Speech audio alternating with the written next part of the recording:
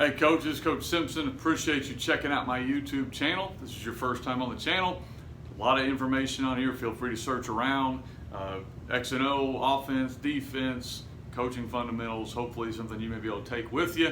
Try to keep these videos short and simple. But if you do have a question, feel free to drop it in the comment box here, or you can email me at fbcoachsimpson@gmail.com.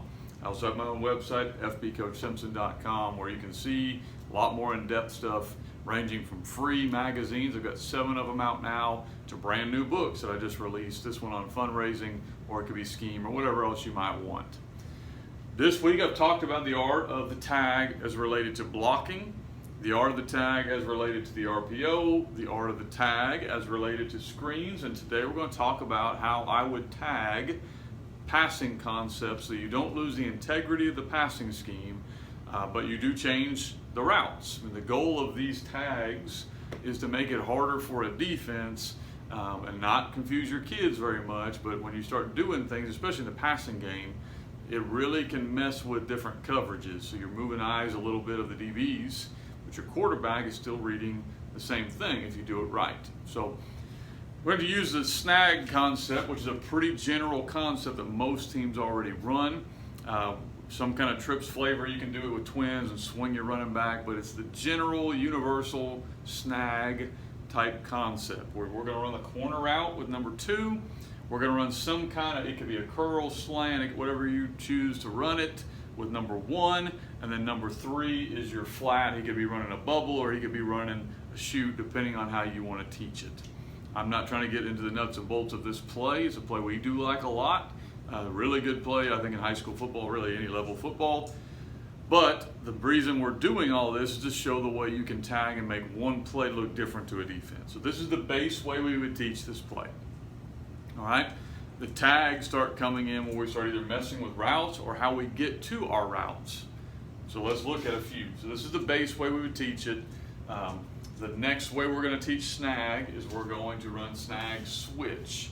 We teach switch for us as 1 and 2 are going to switch route combinations. Okay, so we teach our kids, when we install this play, here's snag, here's how we're going to run it. We're going to get a corner, we're going to get, we call it like a 10-yard sit, and then he works to the hole. Okay, and then we have a shoot route. So our kids learn this. And we say, okay guys, if we run switch, what does he run? What does the guy next to you run? So we tell our X, what does our A normally run on snag? Well, our A runs a corner. Okay, so now you're going to run his route.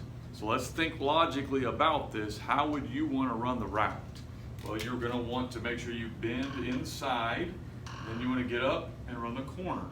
So we're going to get the same route, but I mean, logically, you got to go inside first, get vertical, and then break to the corner. All right? Then we tell our A, what does our X normally run? He normally runs a 10-yard, basically curl or sit down, however you want to call that route.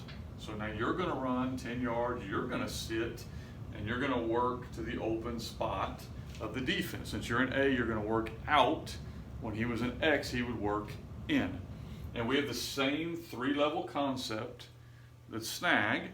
Our kids just know it as snag switch. We have switched responsibilities. So now our quarterback, the same read happens, but let's think about it as if we're a defensive coordinator. Does this route look different than the other route? Absolutely it does. We're going to take your corner now and drive him in like we're running a slant, okay, which should open up a ton of space to throw this ball if he's not disciplined. If he follows the slant and then jumps the shoot route, the corner is going to come wide open. If, let's say, he bails with the corner route, we ought to have the same kind of high-low, or your curl, shoot, flat, whatever you want to call it, route that's open. So that's snag with a switch. Then we can run it with motions. So we can pre-snap it. We're not going to change our routes. We're just going to change how we get there. So for instance, let's say we're going to line up in a 2x2 look. 2x2 look over here, and we're going to motion into the route. We're not changing your route. We're still going to run the same route that we ran before. So it's the same concept I had drawn on the board before. We're going to motion over it. What does that really do for you? Well, I mean, if you're a defense, you have a 2x2, and I motion quickly to trips, there's going to be some rolling or some interaction there. I might be wanting to target one of the safeties instead of the other guy. And so I can go 2 by 2, motion either guy across, and now I can run the same concept and get what I want. That's one way I could motion.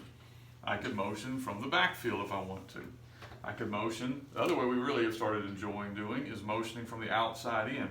So let's say we're in some kind of trips lineup and we want to bring our X in motion and kind of hide him a little bit. Okay, we're going to run the same route. Corner, he's going to run the 10-yard sit. And on this one he may actually work out because he's come in, so he may work out, and then your shoot route. Has that changed much? Yeah, I mean, if you're a defensive coordinator, we've now stacked 1 and 2 on top of each other, and we've gotten that release point where now they're going to really quickly have to deal that out. But to our quarterback and to our kids, we didn't really change much at all. We're just running snag with the different little tags we can run off of it. Same thing I want to mention on all of these things. If you choose to go this route where tags are the way you want to run it, and I would highly recommend it, it's something that's been really good to me and I really have enjoyed it. You can only put in so many concepts, because if you put in a whole lot of pass plays and then you start wanting to tag all of those pass plays, your play sheet's going to look like this. Our play sheet, if you look at passes, we might only have 3, so it looks like this. But then we know we add in our tags and we have multiple options that we can run. And then we run tags for specific reasons. You don't just run them just to run them. You're going to run tags to give a defense a different look, to exploit a different player on the defense, or to maybe help one of your players, like in this instance, if your X having a hard time getting off the jam, bring him in and maybe help him out a little bit and hide him a little bit, okay?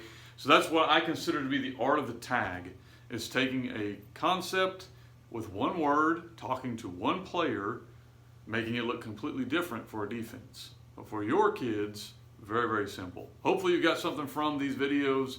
Feel free to comment in the comments and I'll try to get to the answer as quickly as I can, or you can reach out to me, fbcoachsimpson@gmail.com. Don't forget, it is membership month, last week of it, over at my website, where you can, if you join membership, you get a free book, and I literally have a brand new book coming out, so it may work out really well for you. If it's something you wanted to do anyway, get a book and then also get a bunch of free content. It's like 6 hours worth of content where I talk about all kinds of stuff. I think it's going to be a good deal for anybody who would like to do that. Over at my website, fbcoachsimpson.com. Till next week, guys, this is Coach Simpson.